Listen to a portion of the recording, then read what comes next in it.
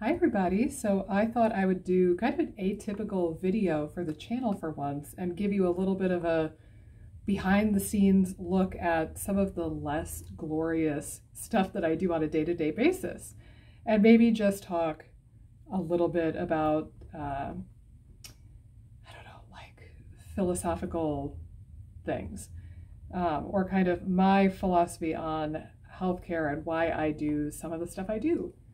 So I have recently been on a Prokinetic Kick on my channel, if you haven't already noticed, and I've talked a lot about how I have my patients do a little bit of a citizen science project and try a whole bunch of prokinetics and then report back on which one they as an individual like the best.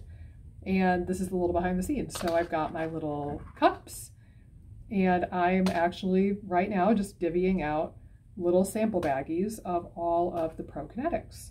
So it's a tedious task. It's not something I necessarily enjoy doing.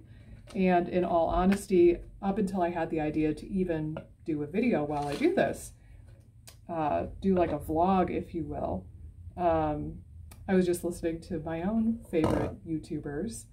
I was actually listening to a Fitness Marshall video. If you haven't seen his stuff, oh my gosh, it's fantastic, you should. But I was kind of listening to him like squawk orders and dance moves to some catchy music. And then I thought, well, gosh, isn't this silly? Why don't I actually record a video while I'm doing this? So the one that I'm divvying up right now is a product called Acetyl CH Active. And this is the one I actually wanted to do its own special video on while I do this mundane task. So Acetyl CH Active is a product from Apex Energetics. This is what the bottle looks like. And this is the one product amongst the 6 now that I'm trialing with people. It's the one and only product that was never intended to be a prokinetic. But I theorize, and I've seen so far, that for some people it can have a prokinetic activity and it's worthwhile trying out, and that's why I do it. So Acetyl CH Active implies intentionally that it works on the acetylcholine pathway in the brain, or it supports the acetylcholine producing neurons. So here's what I do, by the way. I make these little teeny baggies. Well, okay, I don't make the baggies. I get these on Amazon, and then I get the little labels, and I just write down which product it is. In this case, I only had enough room for acetyl, but that's enough that my patients know what I mean because I put all their detailed notes in the portal and I give them the dosage instructions and all that jazz. But I write down the name of the product, I divvy up the number of pills that it'll take to do a proper trial. Usually I'm trying to keep it like whatever the number in a bottle is, divided by some amount that'll give them roughly a week's supply. And then that is the price that I charge to patients, is it's just whatever the price of the bottle is, divided by however many batches I get to do out of this. So I'm not eating my shorts on inventory in the process. But so I actually have a funny little story with this particular product, and that's why I wanted to share it with you. So most prokinetics work on either dopamine or serotonin, and some of them work on acetylcholine. Acetylcholine itself is the neurotransmitter of the vagus nerve, of those nerve endings that innervate the smooth muscles of the intestine, and they are going to be directly stimulating the muscle or telling it to contract. Serotonin and dopamine are going to work indirectly, but a lot more of the medications, like prescription that is, medications for acetylcholine purposes act on serotonin and dopamine. So anyhow, this product was originally formulated, and it's 99.9% of the time, it is used to support memory because you use acetylcholine neurons in your temporal lobe to form memories. And acetylcholine is one of the big neurotransmitters that's talked about with regards to Alzheimer's, for example, and memory loss. So that is what the product was intended for, and that's how Apex markets it. That's how they teach you how to use it. That is its claim to fame. So see, and then once I divvy up all of the pills into little baggies, I just cram them back in their bottle so it's easy for me to find later. And then I keep them in my little drawer And when this comes up as something that we're going to do with the patient, I can just reach right in, grab these couple of bottles, and away we go. Anyhow, so it's originally formulated for, and the way that most people use it is as a memory aid product because it's supporting those acetylcholine neurons. So when we were going through school, my roommates and I would occasionally take this around the time of, some people took it around midterms and finals. I really didn't use it that way because I'm a very good test taker. I would only ever take it around when we had our national board exams. So for us, we would have board exams. Our first board exam, I think, was 4th term. And then we had another one, I don't even know, like a year and a half later. And then we had another one right before graduation. So they stagger the board exams quite a bit. So the first one comes and goes, and I had already gotten pretty well into functional medicine. I had started my deep dive into functional medicine and decided that's what I wanted to do when I grew up. And I was already familiar with this company, Apex Energetics. So when we were studying for round 1 of the national board exam, I was already supporting my acetylcholine pathways. And what the guy who made the product, Dr. Karazian, the way he tells you to use it, he specifically says with neurotransmitter support, it's kind of a crapshoot. You don't know how much you're going to need because everybody is a unique individual, and it's hard to assess how much a deficiency in a particular neurotransmitter is really the thing you're going after versus sensitivity of the receptors versus other factors. So he tells you when you're dosing it to just play around with the dose. Like start at 1, see how you feel, go up to 2, see how you feel, etc., etc. I'm gonna tell this computer in here to sleep because I don't have it on the other patients right now. As you can tell, I'm in a t-shirt. I'm a very casual person, so I immediately change into a t-shirt and jeans and sneakers the moment my last patient leaves, pretty much. And then anytime I'm doing back office stuff and like paperwork and soap charts, I'm just in a t-shirt and jeans. But anyhow, so the way that Dr. Karazian, the guy who formulated this product, and pretty much all of Apex's K-line products, the way he tells you how to dose it is to just play around with it. Like see what dose you get up to, where you feel the maximal effect, and then you stick with that dose. So when I had used the product for round 1 of our national board exams, I think I got up to 6 a day. And I felt like that was adequate and it was doing something, and I didn't really bother pushing it much beyond that. So that's where I hung out. And then when national boards came and went, like I said, I'm a good test taker. I have a good memory, especially for lectures and classes. So in my day-to-day learning, even when I was attending seminars and doing functional medicine stuff, I really don't need to support my memory per se. I am horrible with names, so that is my specific brain lesion. Anyhow, so I took it around national boards and then I stopped taking it because I didn't need that additional support. So another year comes and goes, and it's time for parts 2 and part 3. Well, it was parts 2, 3 of the physical therapy section of our national board exams, which typically doctors of chiropractic or DCs in training will take all 3 of those clumped together as its own entity. So part 2, 3 PT comes around, and I decide I'd better get a bottle of Acetyl CH and I'm going to start taking it again.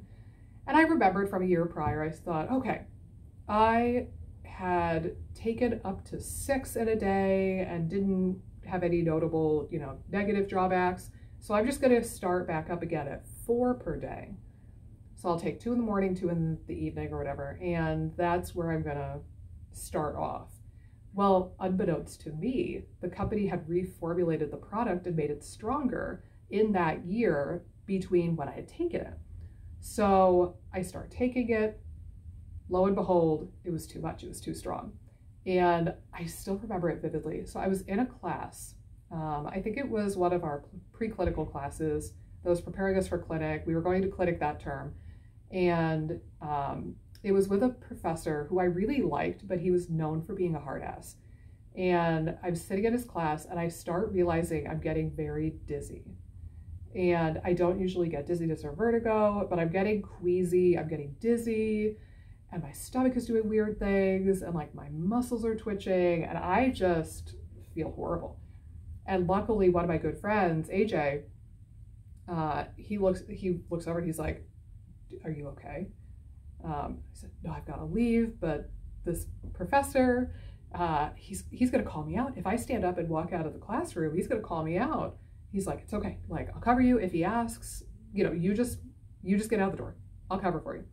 So I go out the door, and then like moments later, a few minutes later, all of my classmates walk by. I only got as far as a bench outside, and all my classmates walk by and they're like, "Come on, Nick, we're going to the clinic." This professor, who will remain nameless, even though I really liked the professor, he forgot he was supposed to take us to clinic that day for our orientation. I was like, oh my God. So I follow my class and I get to clinic and I'm like, maybe I can tough it out. I could not. I still felt just so horrible. So the whole thing plays out again. My friend tells me, "Hey, let's get you out of here." He drove me home. Luckily, I only lived about a mile away from campus. And I remember laying there in my bed thinking, what is going on in my body? Again, I was dizzy, I was nauseous. By this point, a solid hour later, a bunch of my muscles were twitching and my guts were just going crazy. I mean, like, raw, like really wild noises. And finally, at some point, it clicked in my head, oh my God, all of this is acetylcholine.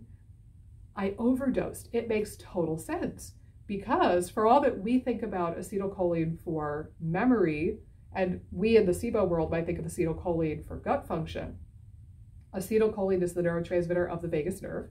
So that's why my motility was going bananas and I was getting all sorts of bizarre, like really vigorous, really loud gurgles and rumbles and motility, and I could feel my guts churning. Not in a painful way, but like in a, wow, things are moving kind of way. So there was that. You have acetylcholine pathways in your cerebellum. That is the part of your brain or the part of the central nervous system that really controls your balance and your coordination. So it was messing with my balance that way.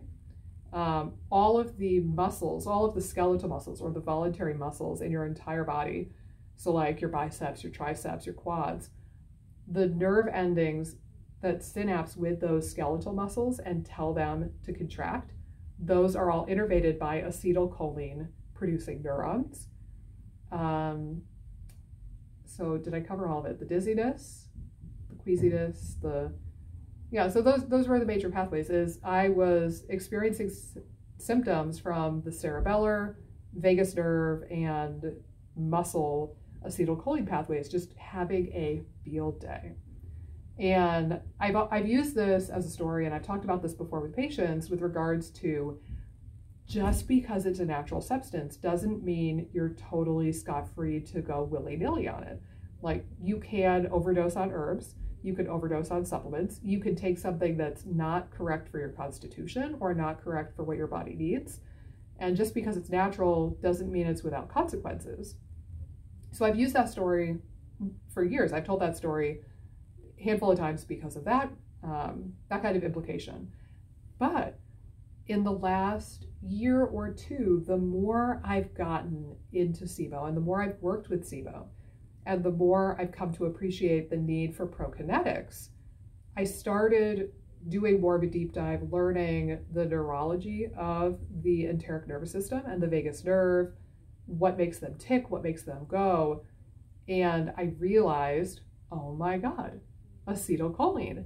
I know for sure at least one herbal formula or supplemental formula that supports acetylcholine because I overdosed on it and I experienced that increase in motility right then and there after I overdosed on the damn stuff in grad school.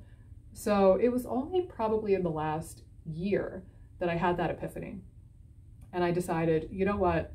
I'm going to throw this acetylcholine product into the mix. When I do my prokinetic challenging, trial and error speed dating, as I call it with my patients, I'm going to have people try out the acetylcholine support pathways because I know for a fact that acetylcholine is the neurotransmitter of the vagus nerve and those nerve endings that innervate the smooth muscle.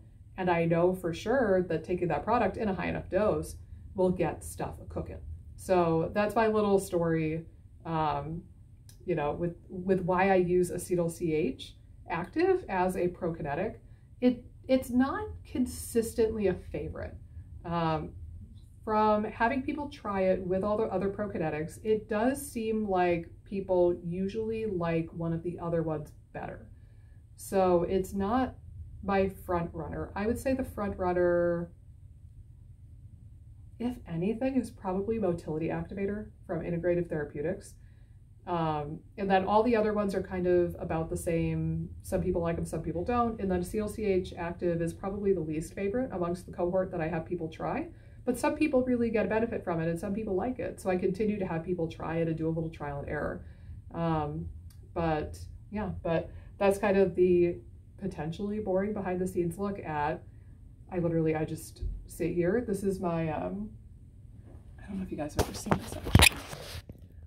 It's not immaculate at the moment, but this is my treatment room with my spider plant. But this is where I actually sit on a day-to-day. My patients, when they're here in person in North Carolina, would sit on that couch, and that's going to bother me that my beloved elephant pillow is upside down. You have to get the full effect. I love this pillow. But normally I would just sit in here and do all my appointments. There you go. Now you can see my elephant pillow, and then waiting areas out there. But yeah, sometimes when I have a little bit of downtime, I will just turn on a YouTube video or some music, and I'll divvy up all my pills into their little containers. So that is a little bit in a day in the life, if you will. So I guess I'm gonna wrap up the video. Could you tell, like, I'm always so bewildered what to say at the very beginning and the very end of the video. And I'm sorry I'm kind of an awkward turtle. I was not cut from a cloth that was made for YouTube necessarily, but I mean, I think these videos help people. It seems like they do, so I'm going to keep making videos, but you just have to put up with my being kind of awkward. So I'm going to wrap up for the video. Over and out. I'll see you in the next video.